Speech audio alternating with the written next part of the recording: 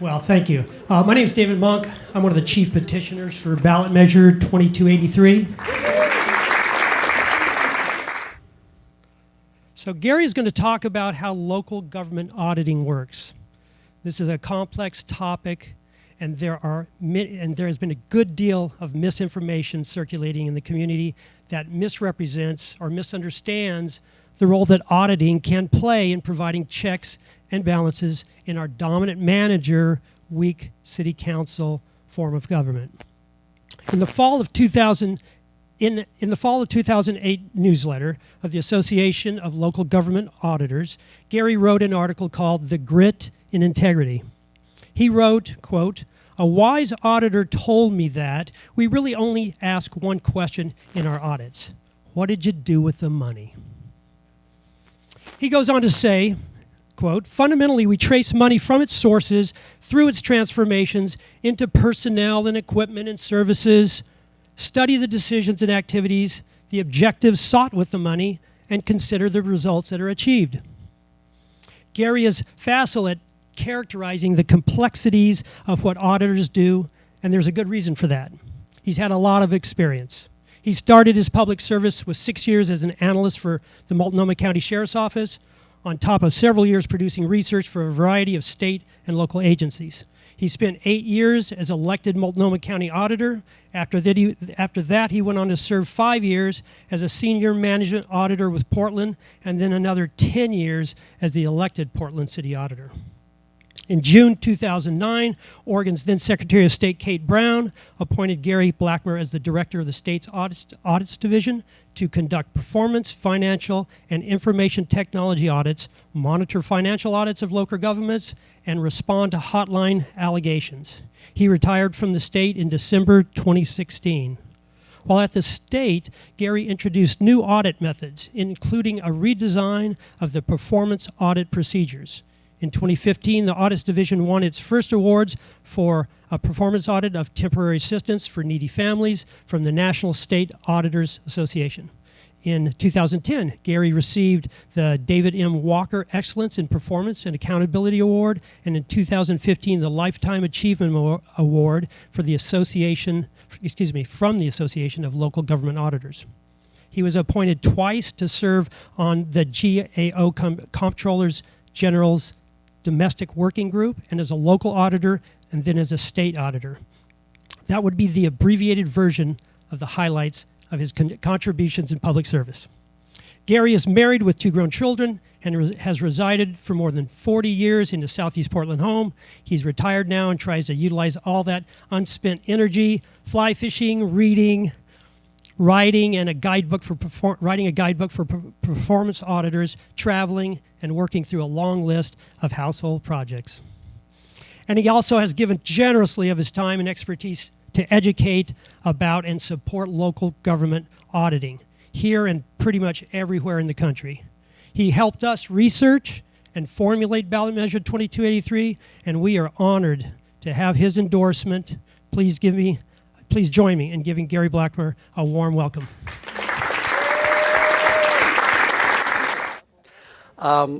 I had the best career in my life. I loved being an auditor. I've got to bring that right up to you. Okay, and from the standpoint of just thinking about the career, it's a career where you can ask questions, and once you're at a certain level, like a director or a city auditor, you can have really smart people go out and get the answers. And the best questions are those that are most important to the public. And that's one of the things I brought to the state that was so common at local government that hadn't been adopted by the states was, what's the mission of this organization? What is it intended to do? And then telling the auditors, go out and find ways that they could better accomplish their mission. And when you think about an organization, it's a pyramid. And the most number of people are down there on the bottom, but that's the front lines. That's where services are delivered, where they're doing casework with people, laying asphalt, answering 911 calls. That's where, if you look at where a budget is, that's where it goes. So if you look at ways to make their jobs more efficient, or ways that they can save money in doing their work, or better quality or more timely, you can have a big impact on that organization in terms of services, but also in terms of dollars, but most important in terms of citizens. So that's the important thing that I always saw about auditing was, what does this mean for the public or the clients or the assets of this organization? And that was kind of the question that I always asked that was always so satisfying, because you could leave at the end of the day and say, I did something good. And that's why I came down here to Eugene 16 years ago when you had a charter review commission, and it seemed like you were all gung-ho on having an auditor, and I said, that's great. And then, I went back to Portland, and then it kind of died.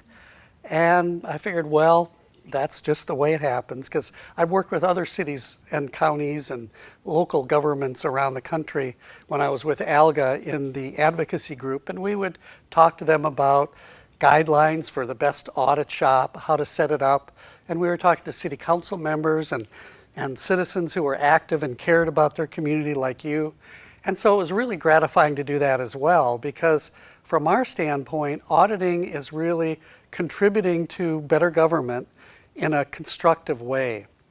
So that's kind of how I got into all this, and I love diving into data. I love talking to people about what they like and don't like about their work and what could be better. And so often when you talk to those frontline workers and you say, so what interferes with you getting your job done every day? They'll give you the problem. Well, our computer system breaks down every half hour, or I can't get a car to go out and visit the pregnant mother that I'm supposed to.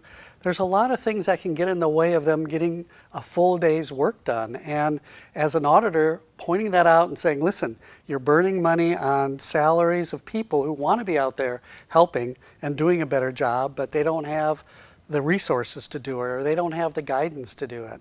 So that's kind of giving you a quick overview of what performance auditing is. But let me start with something that I heard as I was looking at some of the literature and reading the stories here in Eugene, that auditors are not scary or evil or mean, or they don't go crazy. There's a lot of checks and balances in place that keep an auditor from doing damage. I think the worst thing that could happen is an auditor not doing anything, but that doesn't necessarily cause harm except for wasting the salaries of the people in that office. But that doesn't happen. That's pretty rare. Auditors are drawn into the profession for the reasons I talk about. They really have a burning desire to make things better. Gary, Yes? we're having trouble here. Uh-oh, okay. I will see if I can keep it right up here. So let me talk about some of the things that I did or my auditors did just at the city level. We looked at paving practices in the city of Portland.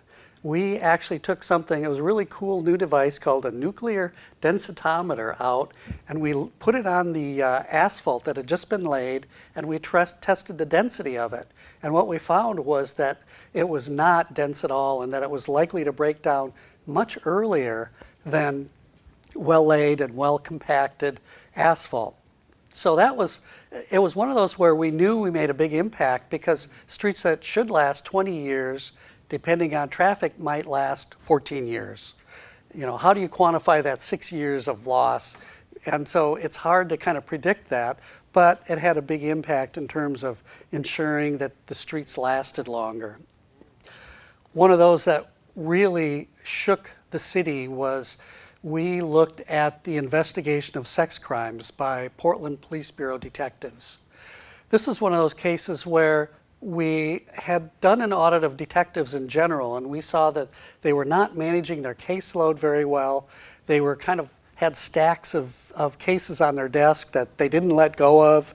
They would come back to them, but at the same time, the fresh cases were just kind of getting buried, and there was no case management system. The supervisors were not pushing them to kind of work on those the freshest cases, which are the ones that are most likely to get solved. And so they just were kind of mired in this structural problem.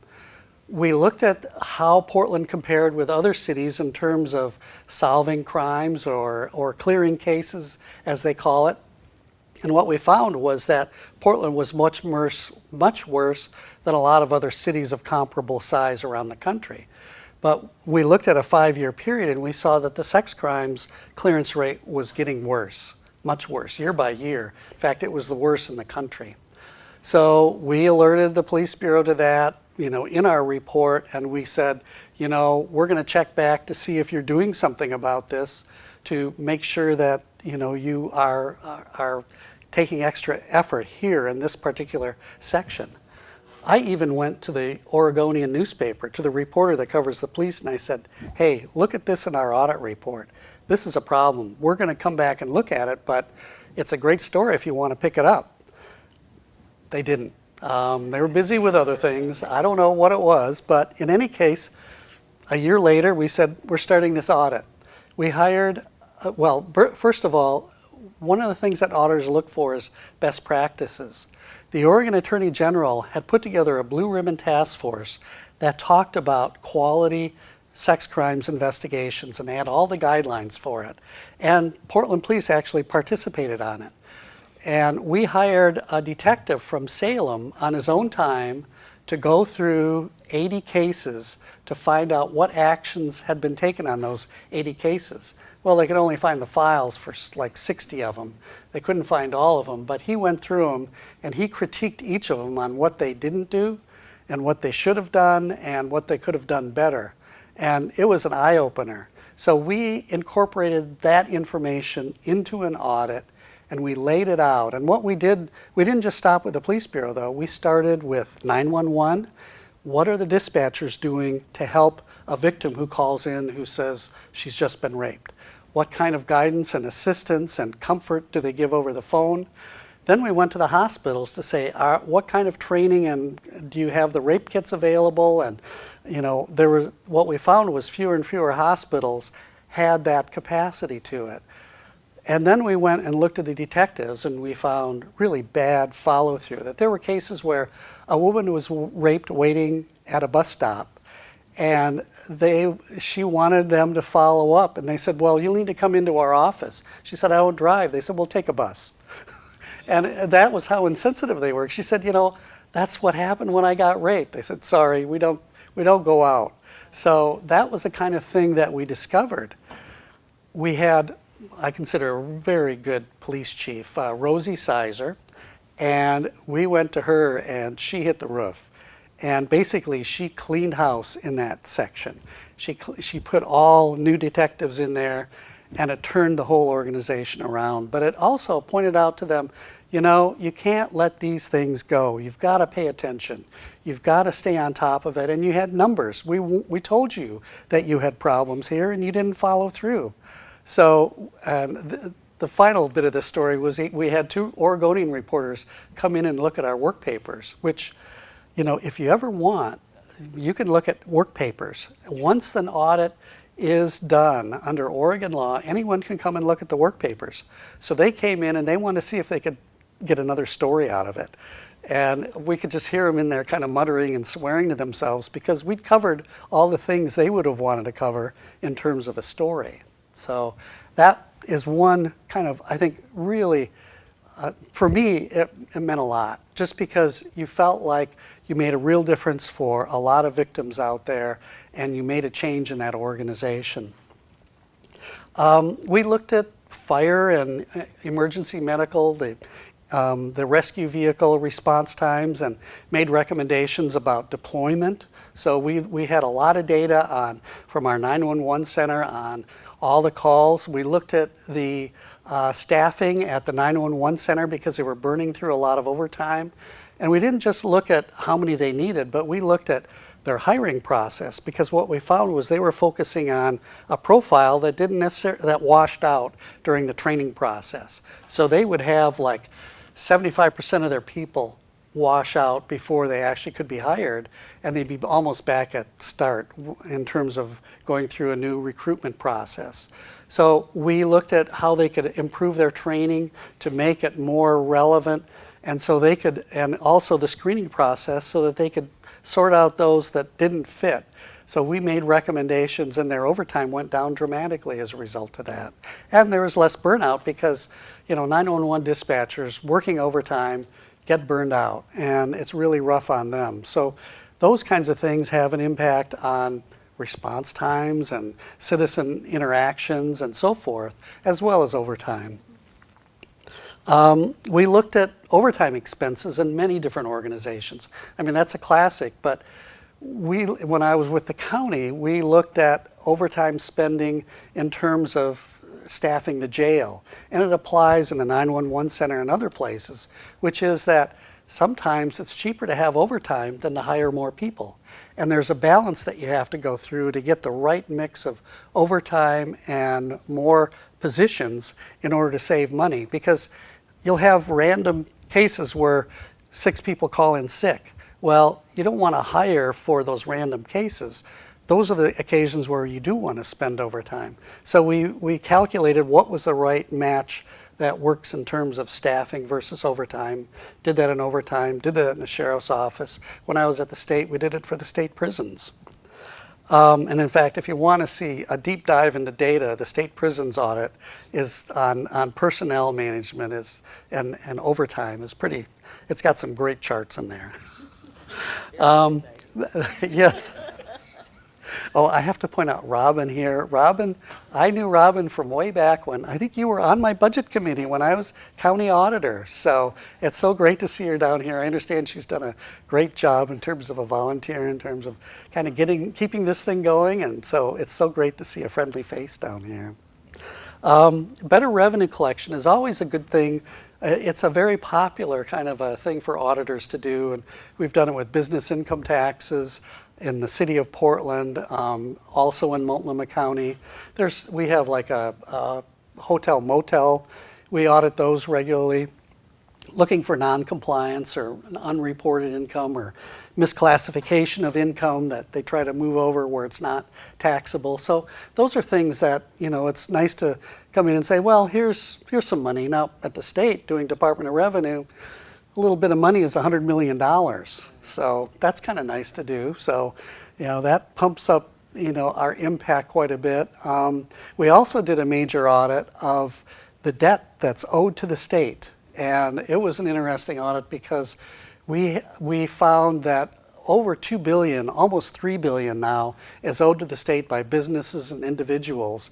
And the state really is not doing a good job of collecting it. And in fact, we found businesses who were doing business with the county even though they still owed money for other things like their income taxes or penalties that they had to pay, and the state wasn't matching that up. So we pushed hard to try and create a coordinated system, and it turned out to be a really good audit because a former auditor, Kathleen Taylor, is now a state senator out of Portland, and she saw the audit and she said, hey, I got a bill here that we can stuff all this strategy in that you put into your recommendations, so would you come and talk to us?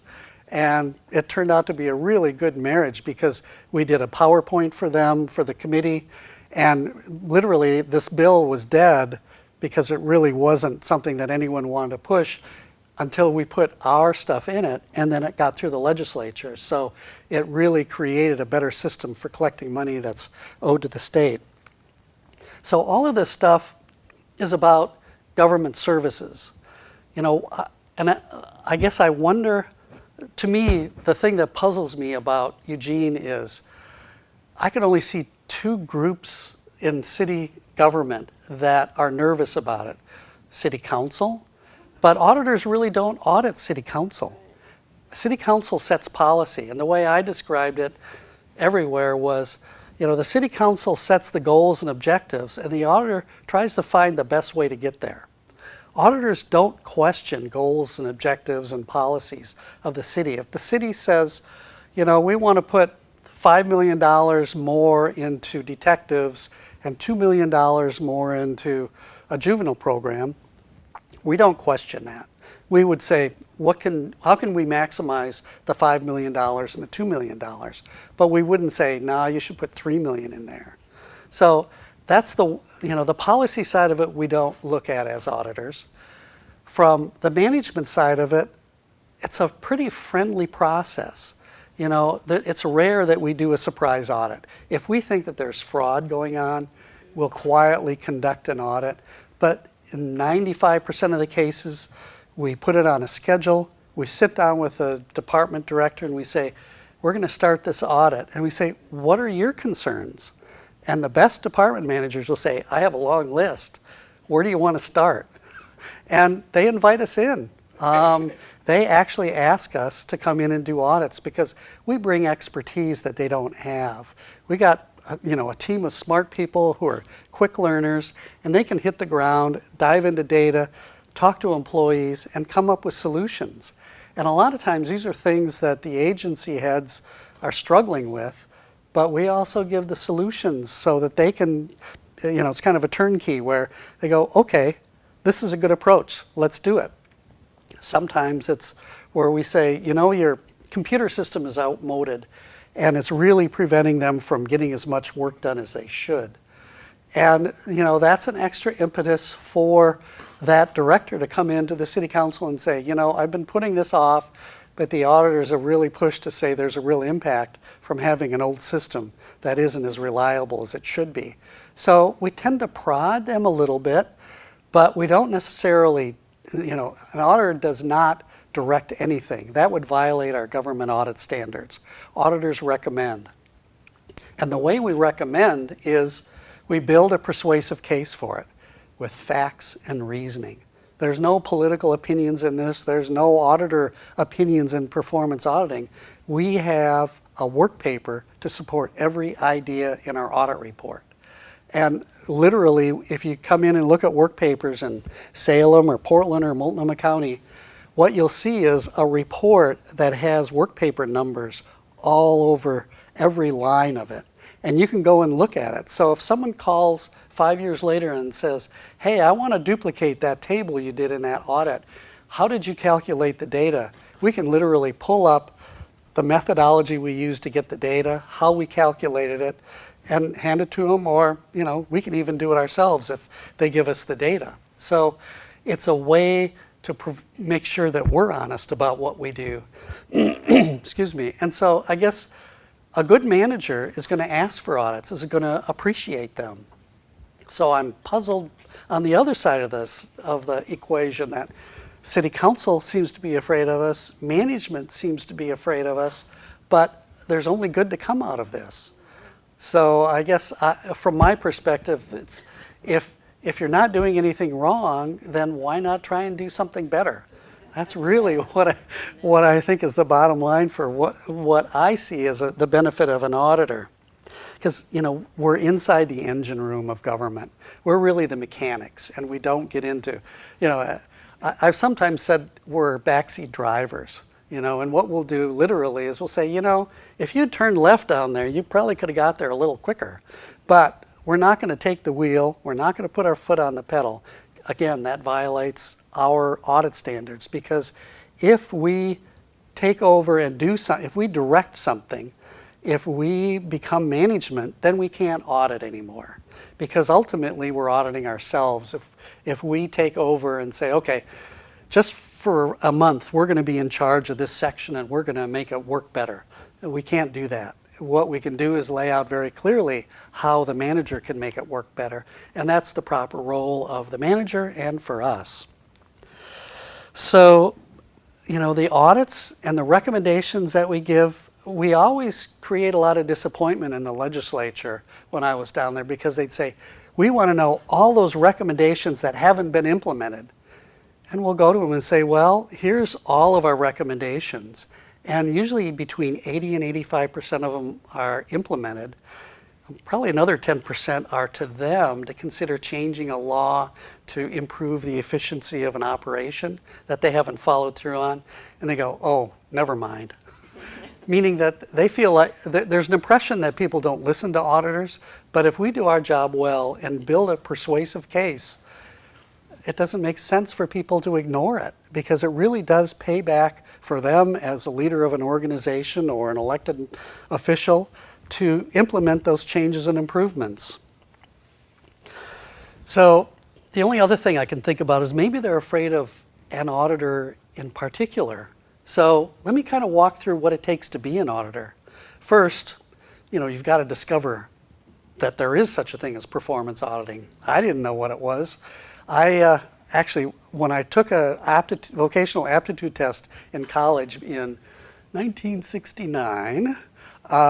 It said I should either be a newspaper reporter or a computer programmer. And I thought, well, that's weird. I didn't imagine what, I actually was a college newspaper reporter when I was in college to give it a try, and I was okay. Computers were, you literally, it was behind a wall and a big machine, and you had a card deck, and you'd stick it in and come back the next day and it'd say, you messed up. So it wasn't exactly satisfying to do that either. So neither of those really got my interest, but when I discovered auditing, and I was working for the Multnomah County Sheriff's Office, we got audited, and they said, we want to know how you're deploying your deputies to make sure you're getting the most value. And I said, oh, I got a bookshelf of charts and graphs and tables. Can I show them to you? And they were actually interested in it. And I thought, after the audit was over with, I thought, this is kind of cool. They get to go all over the county and ask these kinds of questions, and I love doing this stuff. So that's how I got into it. And then it took about 20 years, and I really realized as we're issuing audit reports, this is like being a reporter and a computer programmer, and it kind of fit. So, my son said, did you plan to be an auditor? And I had to tell him the whole story, and he goes, huh. Because that's the way life is sometimes. So have to know that it's there. Have to take a certification test, and CPA is really a tough bar to get over. The certified internal auditor is a little easier, but it's still about 12 hours of tests, 3-part exam that they schedule 3 to 4 hours for it. So it's a pretty high bar for someone to get over. And I got to tell you, there aren't a lot of people that kind of take that path and get over that bar. So there's a little filtering that goes on there, and so you're not going to get a lot of shady characters that want to be an auditor. And in fact, I got to tell this little aside. There's a book, Certified Internal Auditor. The acronym is CIA. So I was on the bus going downtown with my big fat manual, CIA study exam. And I get these funny looks from people, and all of a sudden I was, oh my God, they think I'm going to join the CIA. So anyway, I had to put a cover on the books so I could get through my bus ride safely. So you have to get through that part of it. An elected auditor has to go out and talk to people like you and listen to the complaints you have about the city, but also convince you that he or she is the best candidate. Right now in Multnomah County, there are there are 2 good candidates and 1 excellent candidate running. And the excellent one is a guy I'm backing, and he used to be a newspaper reporter. Way back when, he got a CPA, and he realized it wasn't exactly the thing for him, and he started moving on to be a reporter, got a master's in journalism, and he ended up basically doing that until all these reporters started losing their jobs, which makes it even more important to have good auditors. Because if you don't have reporters that are digging into stories, who's going to have an eye on government? That, to me, is one of the big trends that's happening, and that's where auditors can play a big role. But the challenge is most people say, God, I don't even want to read an audit report. In fact, we've got a Secretary of State who hadn't read an audit report till he got elected. But now he is reading them and he's appreciating them. But it takes a discovery process to know, oh, this isn't a financial audit, this is a performance audit. And it explains how things operate, and it explains how they could operate better. So it becomes a very kind of meaningful and interesting look. I call it a oil painting of a government program, because every work paper is a brushstroke, and you're putting together a portrait of an organization that actually moves it forward. And the organizations actually enjoy it. We have people come back and say, I took your draft audit home to my husband and said, you got to read this. And he goes, oh no, don't make me read that. And they actually found it interesting. So that's satisfying. So in the process of getting elected, you get a chance to get a bird's eye view or face-to-face view with these candidates and understand what they're doing. You also, that auditor hears about things that ought to be audited from citizens like you, so they have a better sense of community priorities and interests. Now, when we do an audit, as I said, there's very few that are surprises for agencies. we end up kind of telling them, oh, you know, we did this analysis and this is what we came up with. Does this match up with your experience? And a lot of times they'll go, you know what, yeah, we are having a real problem, a bottleneck at this time of the day, or, you know, in this office, or whatever it is. So we're kind of informally checking with them, but they're also going, ooh, I bet they're going to write that in the audit report. But they're also realizing, well, we can fix that. And they're starting to think about it as soon as they hear it, that we can fix that. This is easy. We'll just transfer Joe over. The next new hire we'll put in that office or on that shift or whatever. So it's a interactive process, and by the successful audit is one where the agency knows what generally the audit's going to say, and they're already working on a solution. So that when the audit is in a draft form, there's no surprises, but we also ask the agency to prepare a written response. That's missing from the city's charter revision. There's no requirement for the department to respond. There's one in the state, there's one in Multnomah County, there's one in the city of Portland, and it's a chance for the agency to either agree or dispute or say, this is our plan for dealing with it. And it's in the model legislation that the Association of Local Government Auditors calls for, that's an important interaction. It's in the government audit standards also. So it's important for them to have a voice in it also. And I look at it when they say, you're right, we're going to fix this, this is what you're going to do. That to me is a public contract with the auditor and with the public, that there's a problem here and this is what we're going to do to fix it. And they can be held to that. And we do follow up to see that they've done that. So the no surprises also means they're part of the solution. And that makes it so that it's not a painful process for the agencies. So, you know, I mentioned that the work papers are available to the public. They're available to the agency. If they have a dispute about some data, we say, come on in. We'll show you what we did. You know, we'll walk you through it. If we did something wrong, we'll fix it. Because what I've always said is the audit needs to be true and factual. If we got something wrong, we'll fix it. And that's what we do at the end of the audit report, is we walk through it with them and say, is there anything wrong here that you can see? Is there any questions, or does something not look right? Please tell us. We want to have this dialogue and walk through it.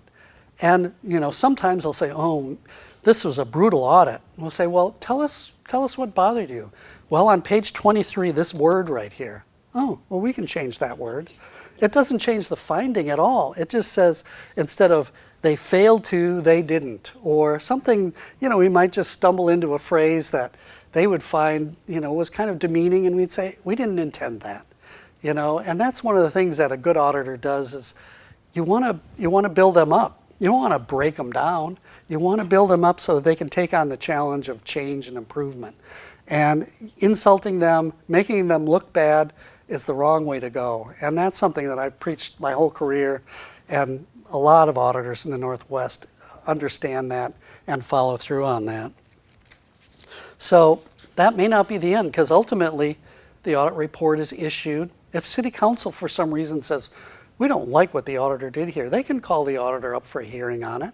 The auditor can explain it. So that's another level of accountability, I would say, that auditors are answerable for what their audit says and how it's produced. And in the best of cases, the department head's there with them, and the department head might say, well, yeah, actually, that's right, you know. And so it's a good dialogue to have over a way to make things better for Eugene citizens. And ultimately, the other test is the next election of an elected auditor, where they have to go out and answer to you. Did they do enough? Did they audit the right things? Are there more things that you wish they had audited? That's a good feedback. Now, the concern I have with the city charter proposal by the city council is they've created another layer in there. There's a committee that, to me, violates everything that I consider important as an auditor. They have created a committee who have extraordinary powers. They basically can tell the auditor, well, they review the fieldwork plan. So if me as an auditor, I say, I'm going to do a sample of 6 months of transactions, and determine and calculate, these kinds of, and look for these kinds of exceptions. They can say, well, we think you should do 12 months, or we think 1 month is enough. Where do they come from? Only one of those people has to have any kind of professional capabilities in terms of auditing or accounting. So that doesn't make sense to me at all. And it's not in the government audit standards.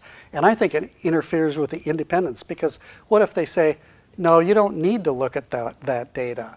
You don't need to talk to those people. You can just look at this. So why is that in there is one of the big questions I have. I have another one, which is that the committee will set the principles and standards, not the principles and guidelines for the auditor. I have never heard of those. I don't know what they are, but it would make me fearful in terms of what that means for any audit shop, that they're going to tell me what my principles and guidelines are for conducting work.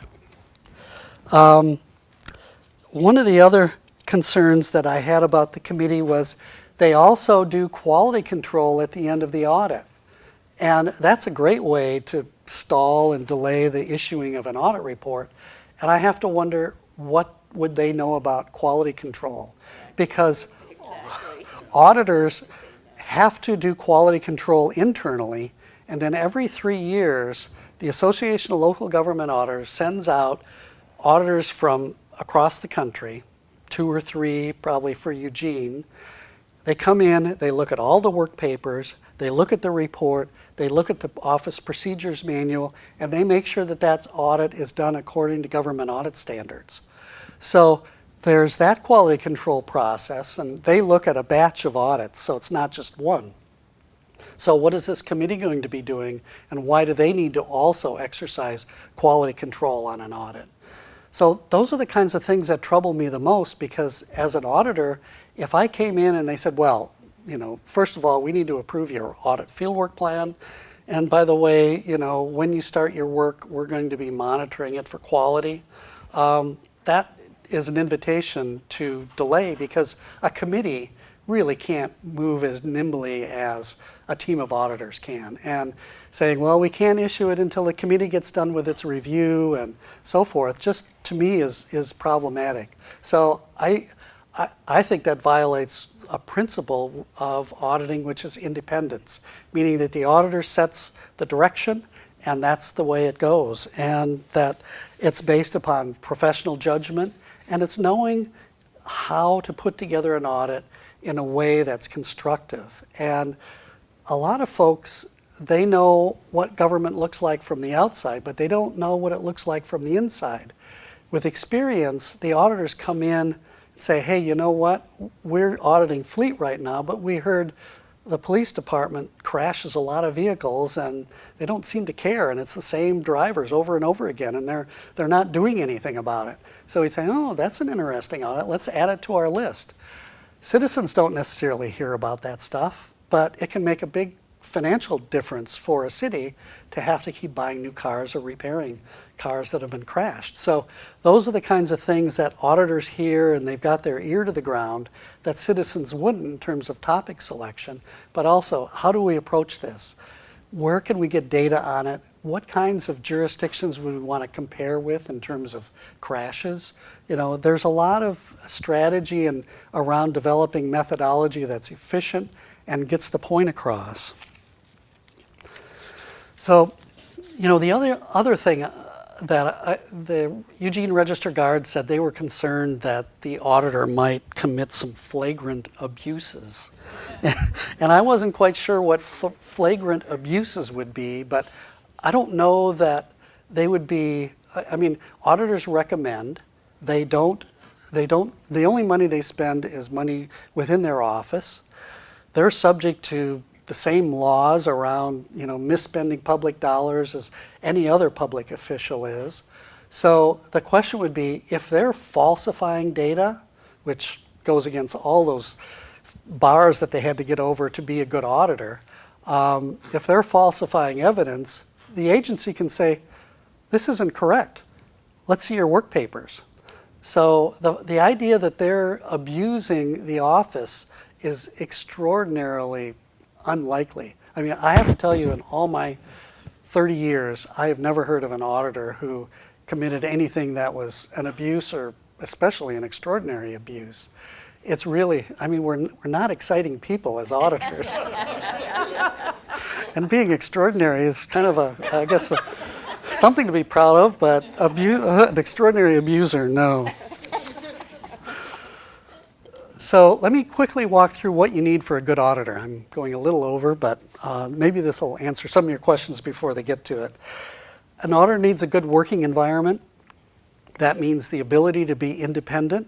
So people aren't kind of spinning the way an audit is going to be written before it is issued, and there's no threat to the auditor that he or she's going to lose their job if they do an audit that uncovers a problem. They've got to have adequate resources.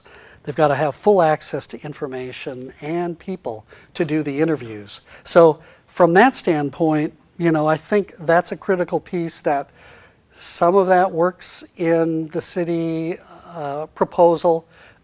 All of those things are in the citizens' proposal. The independence one is the one that I have the most concern about. Government audit standards.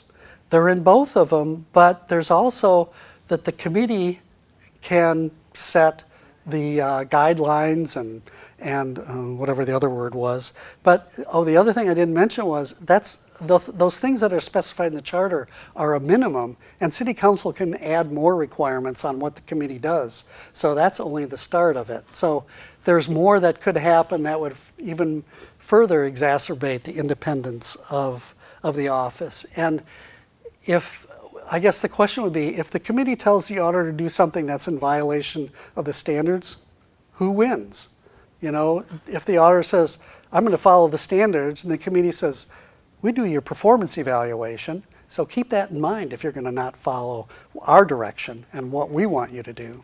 So that's going to be a conflict that arises if the city charter change passes. So the other thing is good leadership and good staff auditors.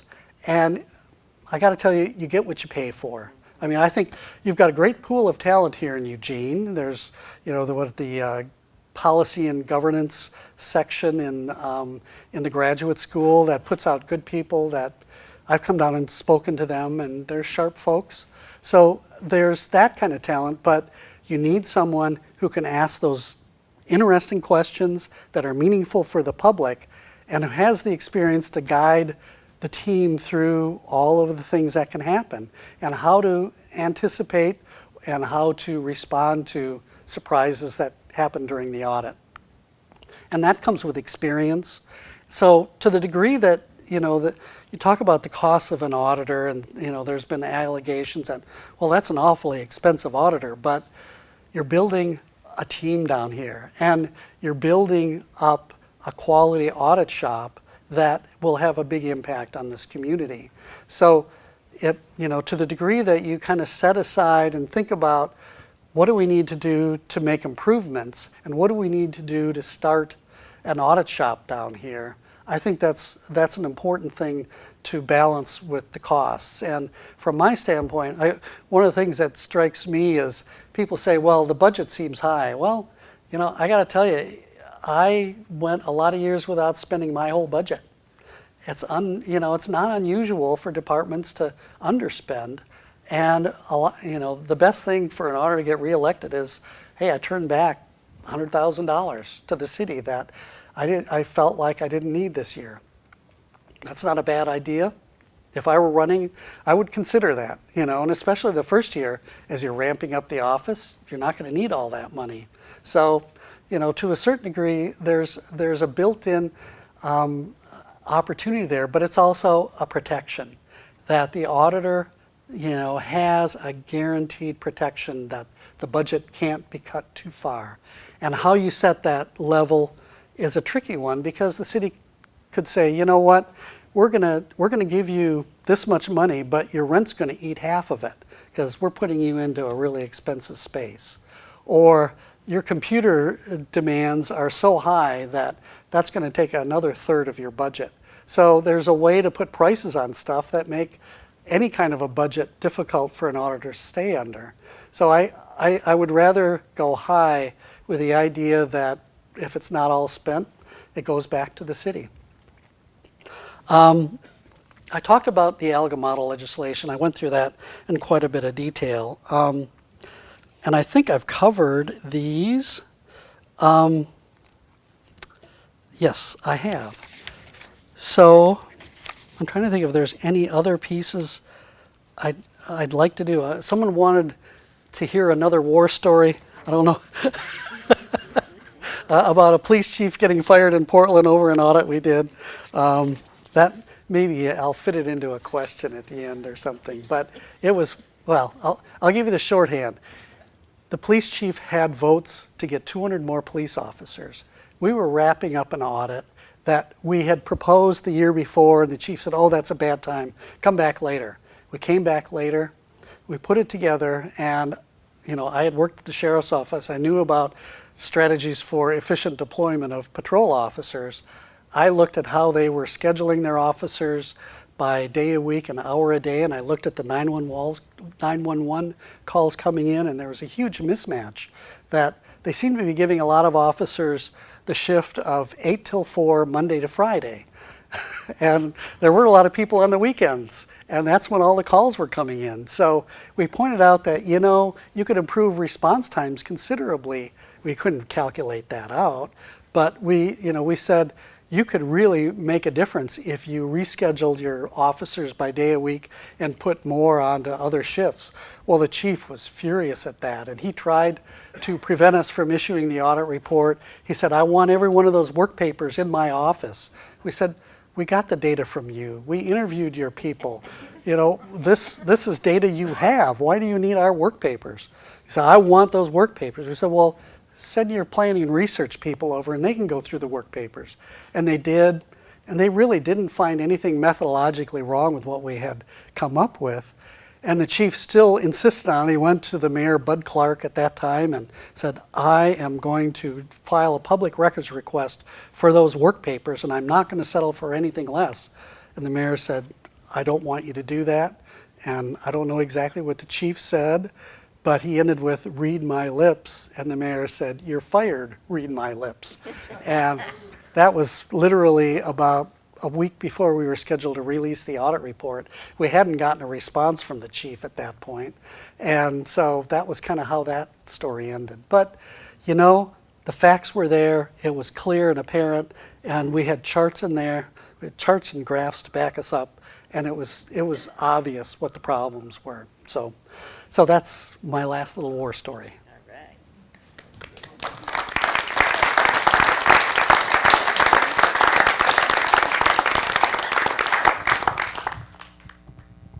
Thank you, Gary. So many of you know Bonny. You likely know that she served as a city councilor from 2000 to 2009. You may even know that she was a city volunteer and neighborhood association leader for many years. She's a retired registered nurse and mom to 2 grown children with 2 ridiculously adorable grandchildren. During her tenure as an elected official, Bonny served on many Eugene multi-jurisdictional boards and committees, including the Police Commission, Human Rights Commission, Human Services Commission, Council Committee on Homelessness and Youth, Metropolitan Policy Committee, Metropolitan Wastewater Commission, Intergovernmental Relations Committee, Budget Committee, Council Subcommittee on Street Maintenance, and the Rates Advisory Committee reviewing systems development charges. She was formerly a founding member of Citizens for Public Accountability and served as treasurer for Friends of Eugene. And I can tell you, I think all of us who've been working on this campaign know that Bonny is the hardest working person that I know, that I've ever worked with. And we would not be here today if not for Bonny Bettman. So please put your hands together for Bonny Bettman McCornack. Thank you, but the truth is I couldn't have done it without all the volunteers. So, thanks again to Gary. We have been very, very blessed to have had Gary's help and the Association of Local Government Auditors Advocacy Committee throughout this process. And we started on this process at least 2 years ago. We filed the language over a year ago, or almost a year ago. So it's been a very long process, and he's been extraordinarily helpful. So things are in a constant state of change, and they can change for the better or they can change for the worse. If we stand by and do nothing, they will continue to change for the worse. But we're not standing still, we are standing up. And from one side of the city to the other side of the city, we are experiencing a growing grassroots groundswell for positive city reform. When you get your ballots, they'll be mailed on April 26th. It should just take a few days after that. You're going to be asked, shall the city charter be amended to establish an office of an elected city auditor to independently audit city operations and activities? If you value transparency and accountability from city officials, and you want to institute badly needed democratic checks and balances in the city, then vote yes. Ballot Measure 2283 will authorize the independent elected auditor to conduct all types of audits, including financial performance compliance, special and other audits on all expenditures and activities of Eugene city government. All audit reports, work plans, and schedules will be readily available to the public and to the council. The elected auditor will build partnerships based on mutual respect, trust, and cooperation with the stakeholders to develop solutions to city challenges. We are all stakeholders. The management is stakeholders, vendors, contractors, and the city council are all stakeholders. The benefits of an independent elected auditor will outweigh the costs and financial risks of not having an auditor. Independent verification of numbers and information leads to better decision-making for the voters and the city. But independence is the key to success of the auditor's office. And how do we get a completely independent auditor function in our city where the city manager controls every scrap of data, every bit of information, and every transaction? And the city council is completely dependent on the city manager for all information. There are two keys to this ballot measure that will guarantee the independence of the elected auditor. First of all, the city auditor will be elected by and accountable to the voters. It is the voters who hire and fire the elected auditor. The charter amendment doesn't alter the council's policymaking authority or the manager's administrative authority. In turn, they do not control the auditor. The city council is not the boss of the elected auditor. The voters are the boss of the elected auditor. That high degree of unconditional independence is essential because auditors must be completely removed from council and manager interference in order to ensure that audits can be conducted and reported with complete objectivity. And so the auditor can exercise unbiased oversight without the threat of punitive repercussions like slashed budgets or job loss. The other key to independence, besides being elected, is that all the specific authorities and responsibilities that the auditor will need to function within the city structure and remain objective is spelled out in the charter amendment language, which is ballot measure 20-283. These include, and it's not all of them, I was going to read you the actual charter amendment, but I was wisely advised not to do that. The measure guarantees a minimum budget for the auditor's salary and the auditor's office budget, which is based on an objective metric to protect the independent audit function from paralyzing underfunding. The auditor has the authority to hire their own attorney in order to avoid conflicts of interest in situations where the city manager's attorney might be representing both the auditor and the subject of an audit, both the auditor and the subject of an audit. The elected auditor has subpoena power for cases where the city may withhold or unreasonably delay information needed to complete an audit. And when we were talking about putting this in the charter amendment, we talked to Gary at length and auditors from around the country, and what Gary said was in his 30 years of auditing, he's only seen subpoena power used once, that it is just the idea that it's there that elicits cooperation from city staff. The auditor has authority over hiring and supervising the deputies in the auditor's office. And after a citywide comprehensive risk analysis and public and council and management input, the elected auditor is the one who determines the activities and expenditures to be audited and the schedule for the audits. City officials and public have input, but only the auditor can determine what will be audited and when it will be audited. The auditor has authority to schedule time for audit reports and public hearings on the City Council's agenda. And the auditor has the authority to determine protocols for the auditor's office based on government auditing standards and collaboration with the city officials. The auditor has the authority to convene a citizen advisory committee or work with a citizen advisory board appointed by council, following government auditing standards. The elected auditor is authorized to follow up on compliance with previous audits and report on compliance of whether departments have complied with the recommended corrective actions. The elected auditor is authorized to provide audit or non-audit services to the city council or city manager on request. And the elected auditor is required to establish a whistleblower hotline for unanimous tips from any source on fraud, waste, and illegal activity, or even recommendations for ways to better perform services.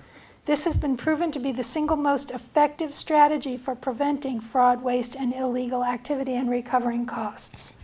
In stark contrast, the city's measure for a council-appointed auditor gives no authority to the auditor. The council-appointed auditor will not be independent because every activity of their auditor will be conditioned on city officials' cooperation, approval, and permission. All the provisions of this charter amendment 2283 are standard for charters in city, counties, and states all over the country. These provisions are tried and true and have resulted in positive economic benefits for the communities that have independent auditors. We need an independent elected auditor in Eugene. Please vote yes for ballot measure 2283. And I made it brief on purpose because I think a lot of the really good information comes out when we have an opportunity to hear what people's comments are and take questions. So Gary and I, and I wanted to point out also the other chief petitioner for this is former City Councilor George Brown. He's here. We have a number of volunteers in the office as well, in the audience as well. So I look forward to a lively discussion. Thank you very much for coming.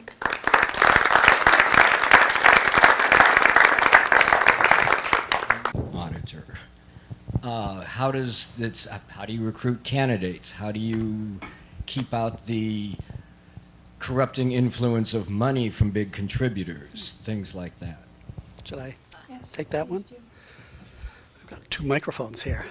Good question. I ran, and I have to tell you that there are not a lot of people who jump up and say, I want to give money to an auditor. So it's more trying to get money. What I saw in Portland and Multnomah County to a certain degree was that there were people who contributed because they had a policy issue they wanted a counselor to vote for, or they had a business development project or a land project that they hoped they could get, support for. So they had a self-interest, which was why they would give $5,000 to a city councilor. When I was young and naive and I first ran for city council, I got a list of those people and I started calling them. I think I got $200 from one.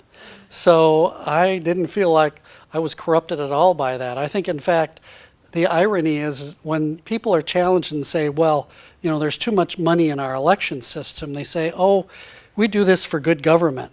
Well, then why isn't an auditor good government, and why don't you give money to an auditor? Because if there's anyone that's about good government, it's an auditor. So it just doesn't happen that that the money comes in like that. I haven't, and frankly, there haven't been any occasions when I felt compromised with the money I received. Most of it was $50, $100.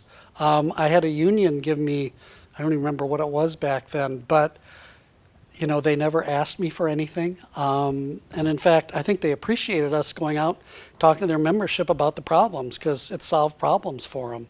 So from my perspective, I never really was compromised in any way. I had people call me and try and twist my arm that hadn't given me money, but they got the same response as anyone else, that, you know, I'll listen to you, but it's not going to change the facts. Does that answer? Yeah. How do you find candidates? Oh, the candidate part of it.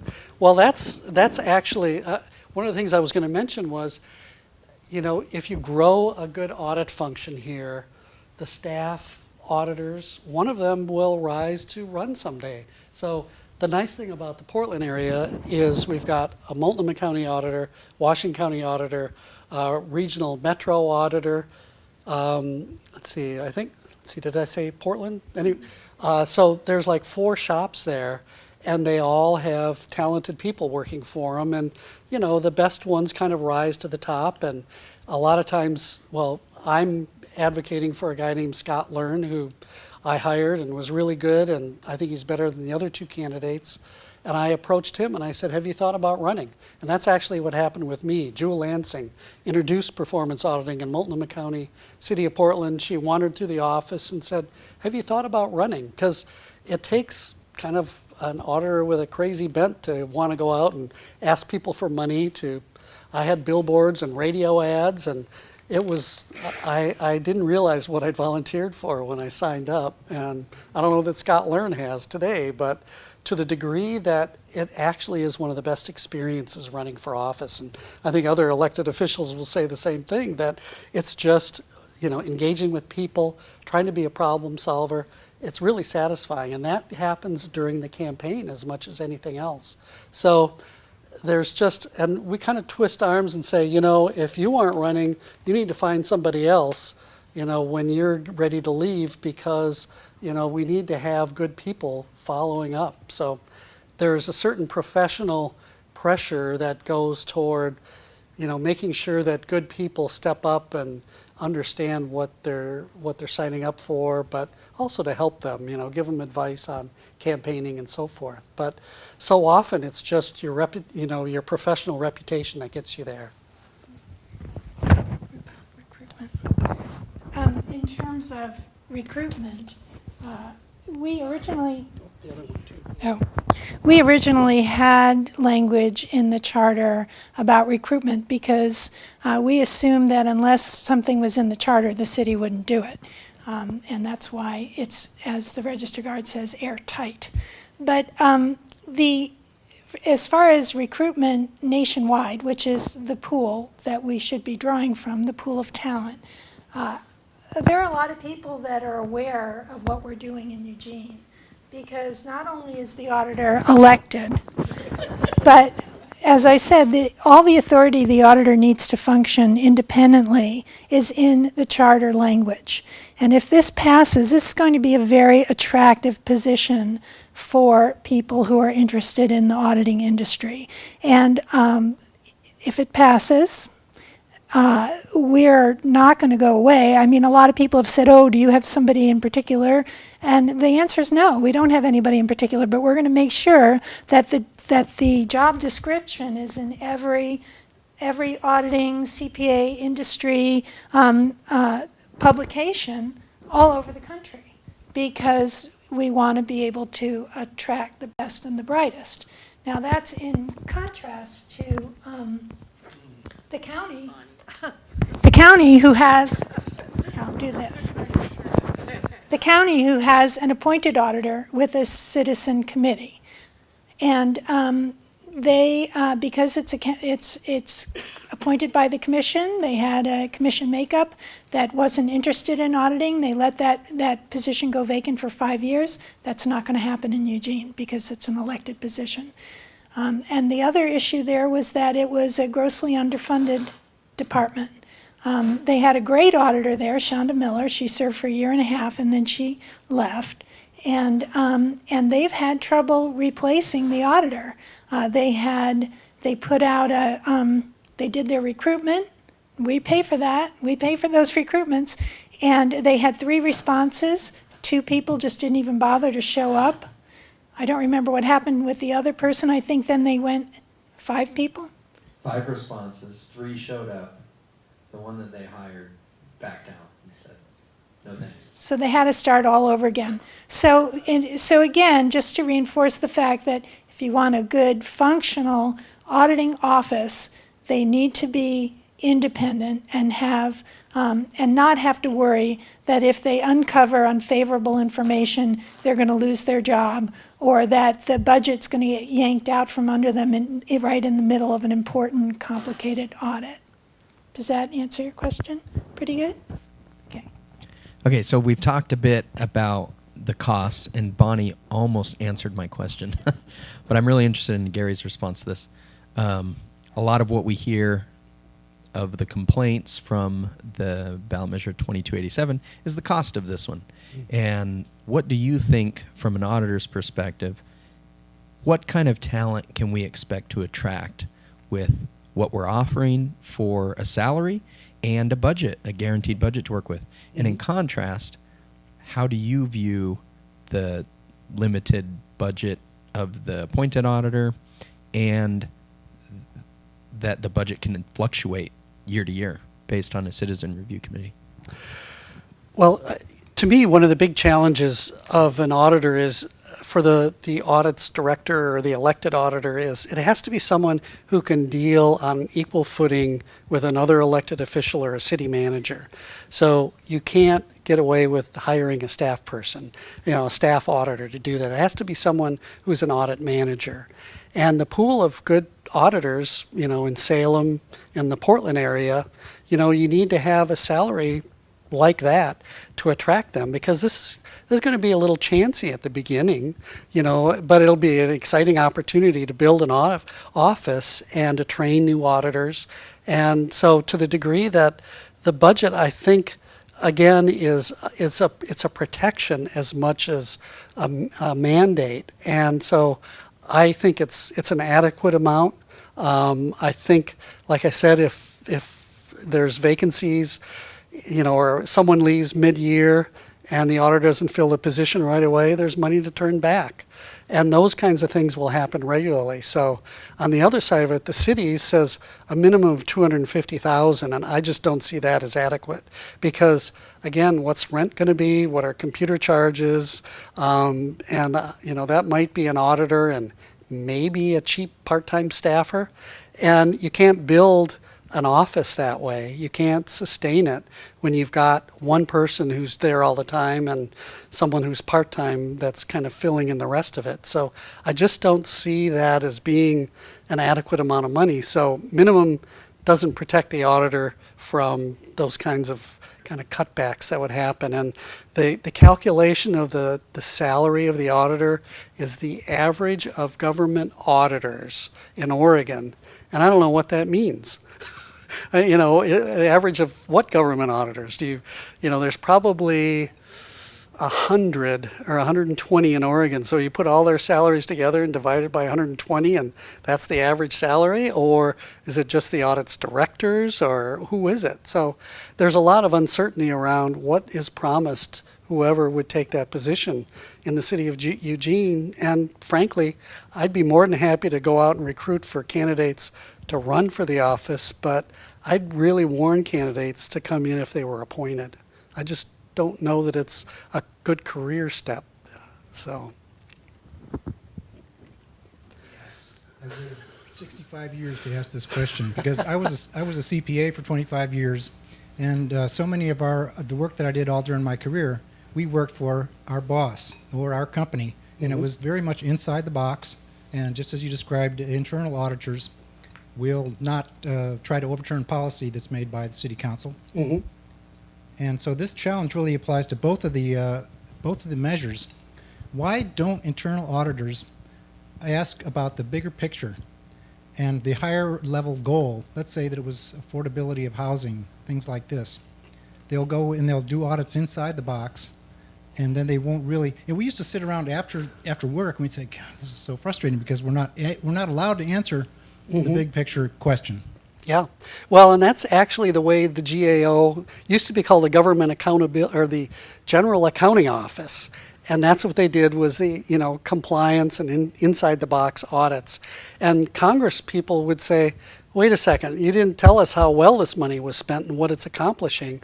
So they evolved over a number of years, and then they got renamed the Government Accountability Office, and they have a lot more what they call program evaluators than they do financial auditors. And that's kind of the way the field has gone. But internal auditors generally follow, they'll follow the standards for corporations. And those standards don't call for any kind of public reports. And we've run into internal auditors, even in governments, that say, "Oh, I would never really," TriMet is one where we said, "Do you do audits?" "Oh yeah." "Well, could we never see them published in the local government auditor's journal." "Oh no, we wouldn't dream of doing that." So they don't really tell people that they're doing internal audits. That's the real difference. And to the credit of both, they at least, the citizen one clearly says government audit standards, generally accepted government audit standards, which is different than internal auditor standards. So that's, to me, an important distinction, and I've always worked under those, and every government in Oregon works under those. Yes? We have heard a great deal of good information here tonight, and I'm hoping that many people will not summarize everything they've heard, but pick out something that was really worthwhile that they can get within 250 words and get a letter to the editor in the paper.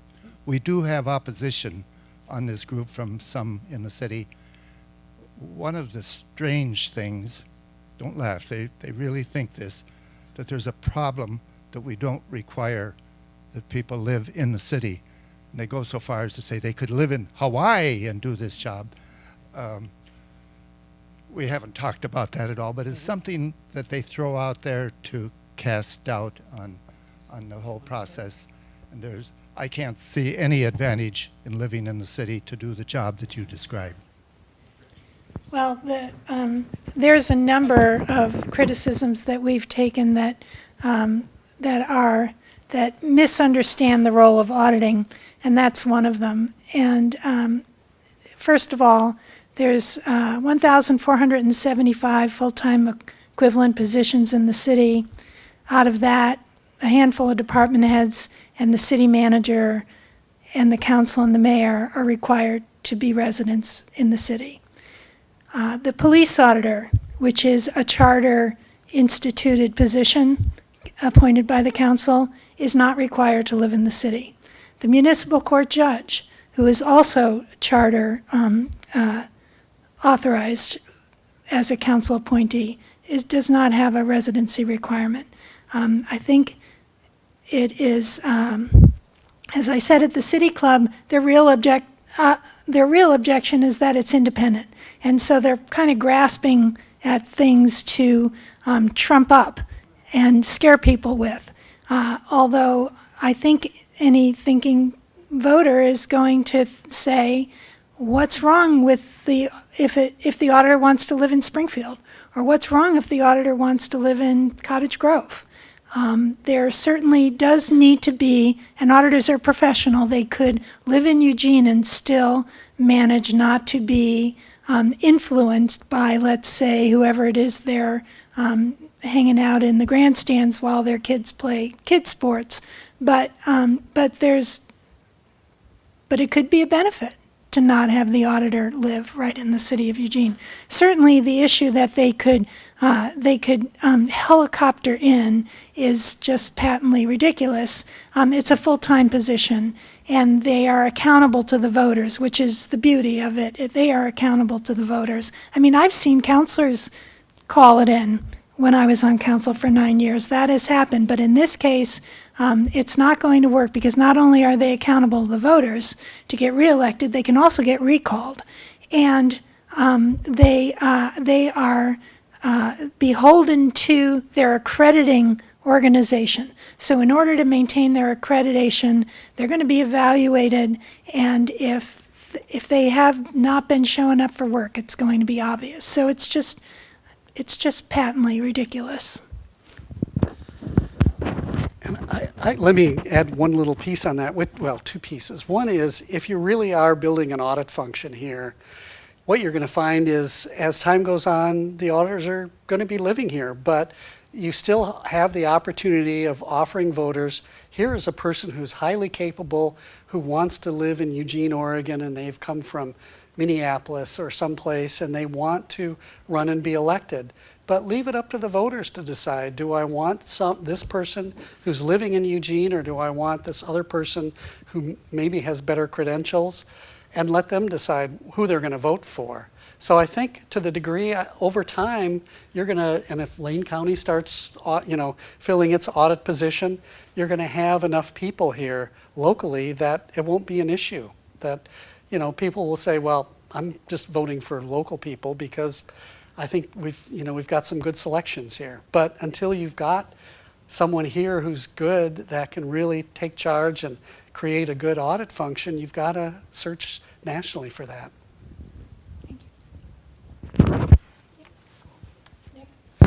Gary, in your experience with audits that you did you ever recover much employee embezzlement or fraud? We looked, we fantasized about it, we imagined it, we wished it, we found some. But the difficult thing is, once you get to a point where you think some crime has been occurred, you hand it over to the district attorney or the police department for them to do investigation. So that's essentially what we do in most cases. And that's, we're always looking for fraud and, underhanded dealings or insider dealings. And it's rare that we do find it, but we do, and we have a hotline, and which is one of the things that's called for in the Citizens Charter, that basically says anyone, citizen or employee, can call in with questions, and that actually is probably the best source of finding fraud, fraudulent activities, is those hotline calls. I have a comment about that. One of the benefits of having a functional audit office is that over time it builds a culture of integrity, because everything that everybody does, they don't know when, but they know at some point there's going to be somebody looking at their books, checking the receipts, and matching it up to contracts or whatever else, whatever other kinds of source material that they need to. And so over time, once you have an established audit office, you do see less and less of those kinds of things, because people know that they could be audited. So I have a question about the involvement, possibly with the U of O. I know that our traffic person here, Chris Henry, has gotten data collected by the U of O, and I appreciate the university and everything they do for our town, but I also feel like there should be some separation there. And the other thing, besides asking about that, is neighborhood associations, or do they ever help to gather information, to reach out in the community to give you supported data? So those two questions. A lot of times we find operational data from within the organizations that we don't even need to go out and collect, but no one looks at it.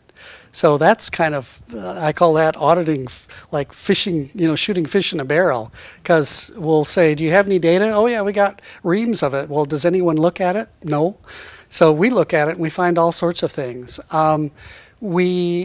In terms of sources of data, we have to go through a data verification process that the government audit standards requires. So it needs to be objectively evaluated to make sure it's reliable. So we'll go through and, try and match up data with actual occurrences to see about its reliability. So it's a little tricky to have citizens gathering data. I think it's important to hear from citizens what their concerns and priorities are. And when I was with the city of Portland, we actually did surveys at the neighborhood level of what their top concerns were, so that we could match them up with satisfaction with the city departments and the services they were providing. So there's ways to tap into neighborhoods, but it's best in terms of data that auditors can rely upon is to use them to kind of scout out problems for auditors then to go into like transportation and say, let's see what you're doing to patch potholes in various neighborhoods. With your permission, I'm a mildly informed citizen on both of these ballot measures. I think one of the possibilities that can occur if ballot measure goes against ballot measure, and that's what the argument is mainly, is that people could vote no for both of them. What needs to be done, seems to me, and this is just pretty much an outsider, some of my best friends are signature collectors, you know, for this ballot measure, but I was not involved actively in this. I think one of the things that's lacking for me, and maybe for other voters, is that this is projected, both ballot measures are projected as solutions, and the problems are defined in a very generalized way. If there had been an independent auditor 2 years ago, for example, what audits would have taken place, what expected money would have been saved, what kind of behaviors would have been changed. I think the whole idea is very idealized. It sounds great, Gary, you make it sound like a very central part to a democratically operating citizenry. But I have not read or heard from one side or another of a single problem, right, that we've had, and maybe going to the communities and saying, what are your problems? And we'll tell you how an independent auditor can help alleviate them. Yeah, I don't know exactly what problems you had 2 years ago to be able to kind of, quarterback it at this point, just because I live too far away to know the insides and outs. Right. I'm saying the campaigns have not sketched in what the problem is in a lively enough, and to just say City Hall doesn't cut it. Mm-hmm. Yeah, see it. And even for me, I'm nervous about speculating on what was known and not known about, say, City Hall, and what information was developed for decision making, what the risks and benefits were. So all those things would go into a consideration of an audit.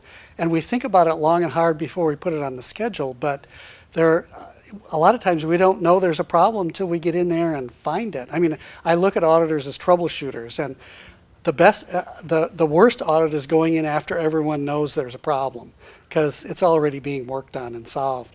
The best ones are catching a problem when it's small and averting it from blowing up and getting big. I'm not asking about an auditor, I'm asking about a campaign to win an election. There you go. Well, I guess that's my job. Well, in terms of City Hall, which definitely helped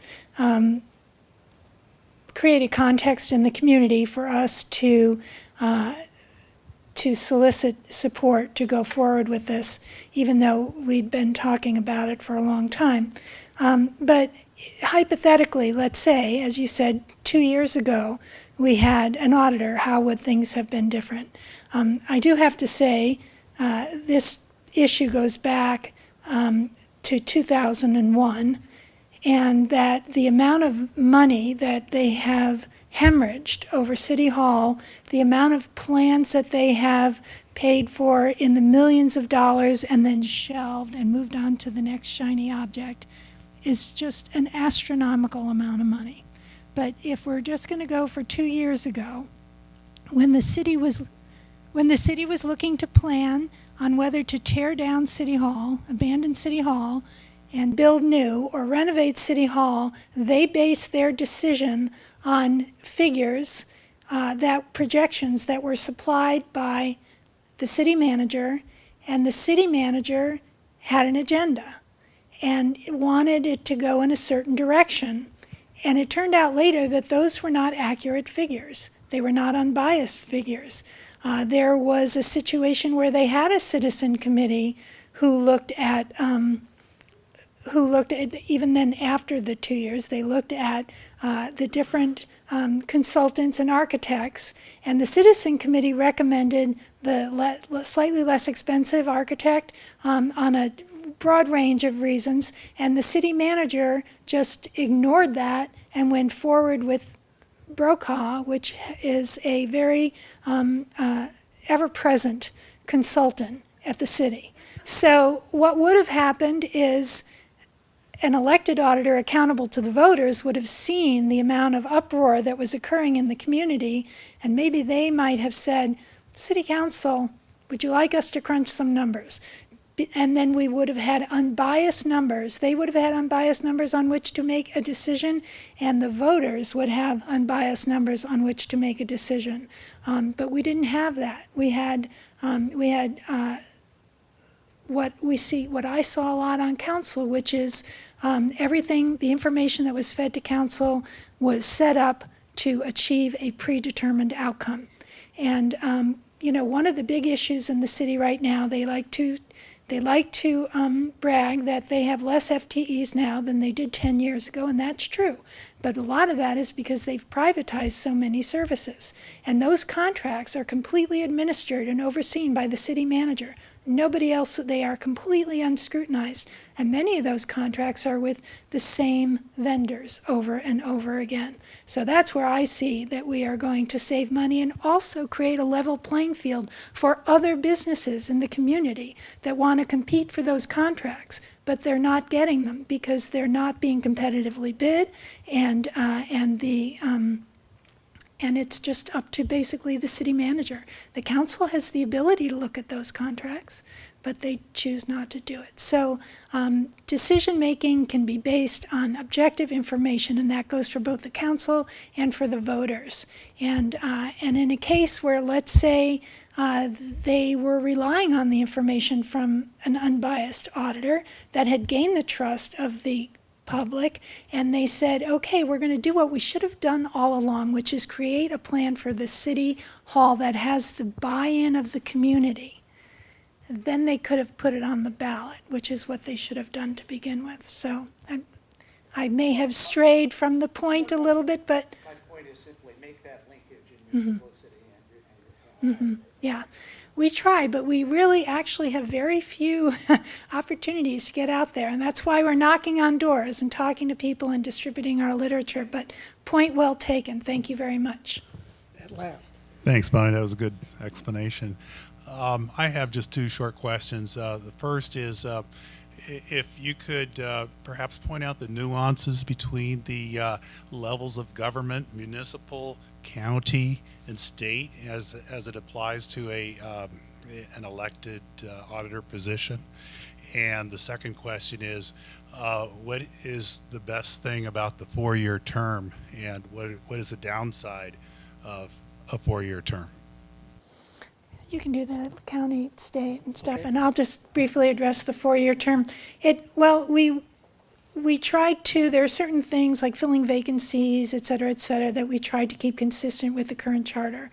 And so the 4-year term is basically after the first election, which is oddly timed because we thought we would be on the November ballot with this ballot measure, and then we would be having a primary now for the elected auditor if it had been approved in November. Because of timing issues, including the city delaying us getting into court over the appeal, we had to bump this up. So then the first election for the city auditor will be in November of 2018, and then they will take office along with everybody who ran in this primary and then in the runoff in November, and then takes office in January. So that was a compromise to get us back on the schedule of the regular elections in the city of Eugene, and then it's every 4 years. And that's basically, some audits are long-term, some are short-term.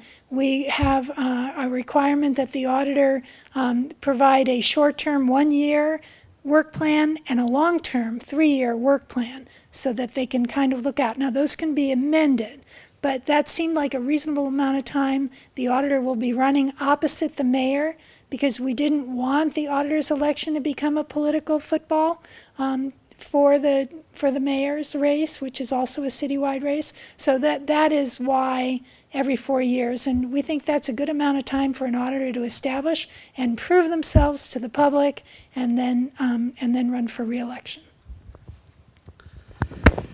And in terms of auditors at city, county, regional, state, just real quick, Western states are more likely to have elected auditors than Eastern states because of the relative youth of their constitutions and charters relative to the original colonies. So you'll find a lot more in Montana and California, Washington and Oregon than you will in Massachusetts and Connecticut and so forth. But the state elected auditor is the Secretary of State. And that has been a responsibility since the original territorial charter back in 1851 or whatever. City of Portland has had an auditor since like the 1890s. It was founded in 1851, I believe. And so it incorporated an auditor. And part of it is, it was a relatively new concept, but it really became popular during the populism movement, where there was accountability, the initiative, the referendum, the recall, were all part of that populist movement in the early 1900s. And that's when auditors really kind of came into their own as an accountability mechanism. Counties, if they're home rule in Oregon, they may have an auditor. They don't in the generic county charter that is in state statutes. So Multnomah County and Washington are two of those that have it. Metro regional government got it because I and 2 or 3 other elected auditors said, this is a government of the future. It needs to have an elected accountability mechanism. So they added an elected auditor to their charter. And believe it or not, it sells to the people. If, so often in Portland, they would say, we want a 3-year levy for, transferring money from our business income tax to our schools for these programs.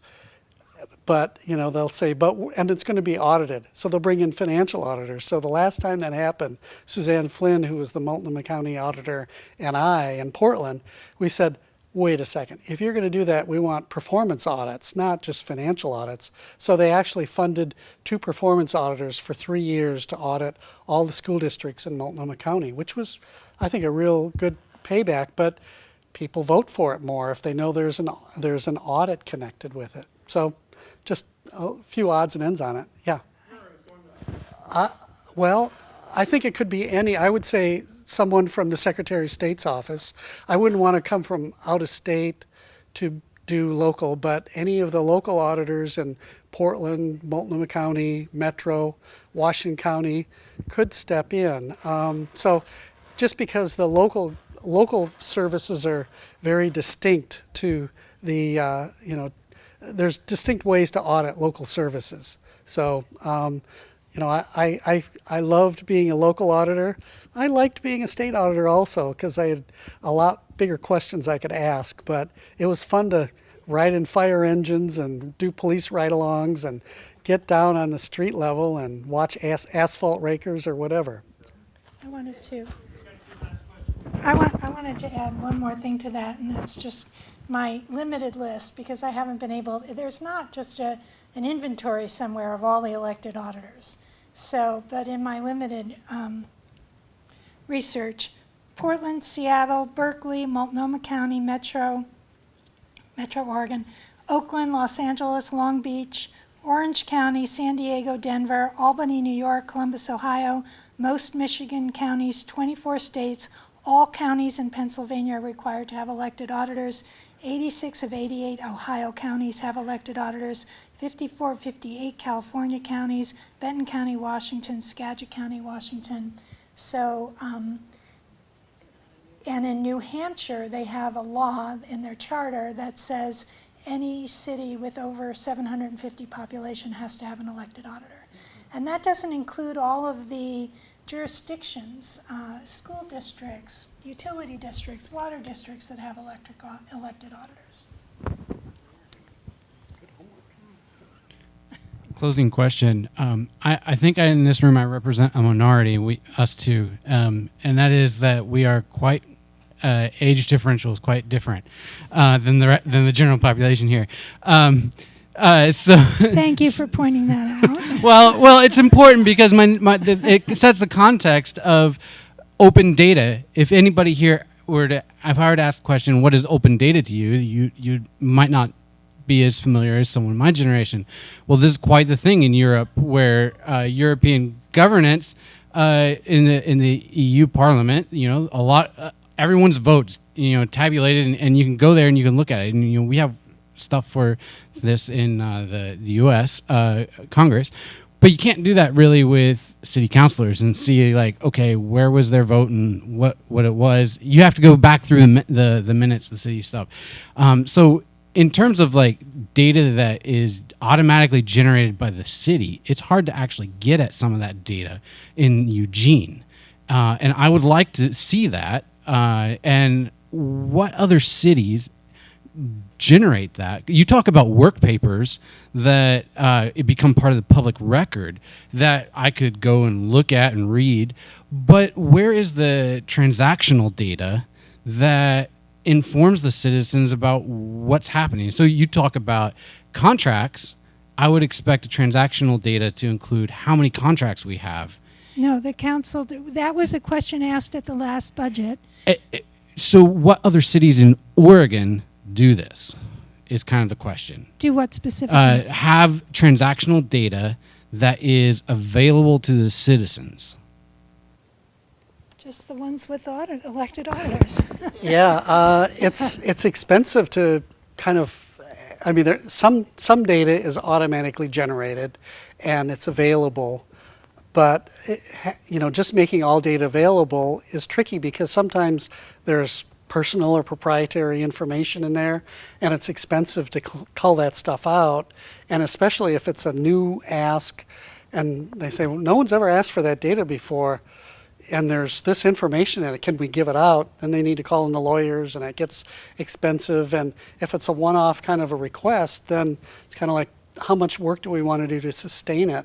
The biggest effort I saw was around what's called ARA, the recovery efforts, where they literally every contract and every dollar spent of federal dollars at state and local level was in a huge website that could be queried, and I think it's being sustained, but it's only federal dollars. So it's a matter of information costs money, and it's a matter of what value can be extracted from it for the public.